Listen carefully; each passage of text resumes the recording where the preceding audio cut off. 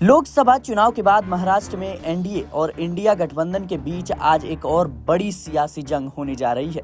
सूबे में आज विधान परिषद की 11 सीटों के लिए उपचुनाव हो रहे हैं।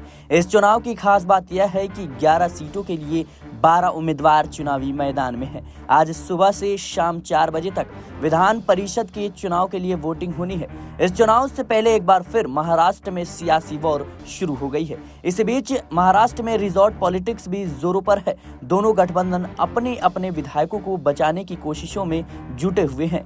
इस चुनाव के बीच कई सवाल चर्चा में बने हुए हैं। जानकारी दे दें कि महाराष्ट्र में इंडिया गठबंधन को महाविकास आघाड़ी और एनडीए को महायुति के नाम से जाना जाता है। मुंबई में भारी बारिश के बीच शिवसेना यूबीटी यानी उद्धव ठाकरे के नेता मिलिंद नार्वेकर ने वोटिंग का समय बढ़ाने की मांग की है। आपको बता दें कि वही एनसीपी अजीत पवार के विधायक बस में सवार होकर होटल ललित से विधानसभा के लिए निकल चुके हैं।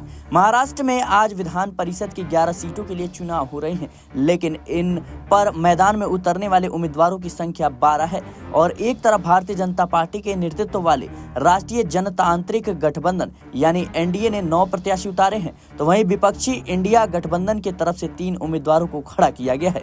बीजेपी ने इस एमएलसी चुनाव में 5 उम्मीदवार उतारे हैं। एकनाथ शिंदे की शिवसेना ने 2 उम्मीदवार उतारे हैं। अजीत पवार की एनसीपी ने 2 उम्मीदवार उतारे हैं और इंडिया ब्लॉक की बात करें तो कांग्रेस ने 1 उम्मीदवार को उतारा है। उद्धव ठाकरे की शिवसेना यूबीटी ने भी 1 उम्मीदवार को उतारा है, जबकि शरद पवार की एनसीपी ने अपना उम्मीदवार ना उतारकर भारतीय शेतकारी कामगार पार्टी के जयंत पाटिल को समर्थन दिया है।